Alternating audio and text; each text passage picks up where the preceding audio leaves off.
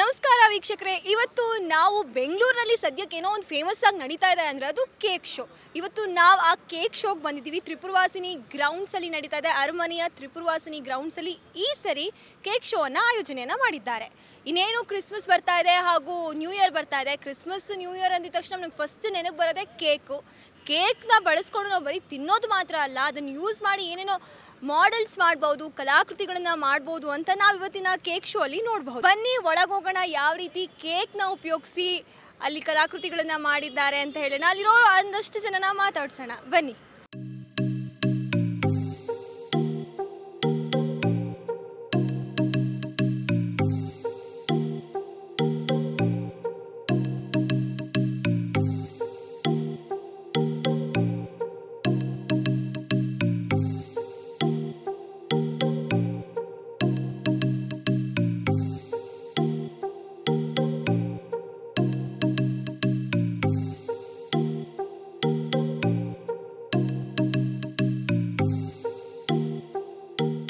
ನಮಸ್ತೆ ma'am.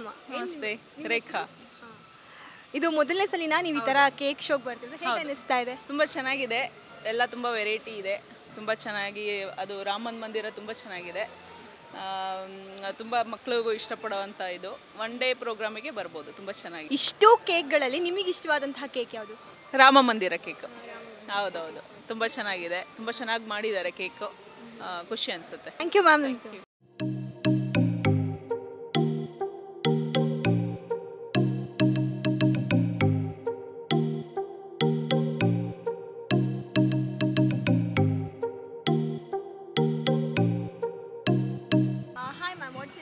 Roli. Okay. Like this is the first time that you're visiting? No, I've already gone, but it was near UB City, that cake show I've attended. Like how you felt about this cake show? How is it? It's good, but not that good. It is good, yeah, definitely, but varieties are little less as compared to the earlier ones. Like you have seen many cakes, which is like which cake did you like the most? Like this is nice. Yeah, it was, first of all, this one is good. I don't know whether this is cake or not, but that last one is there, that yellow one. That is very good. Yeah, that is. Thank you so much, ma'am.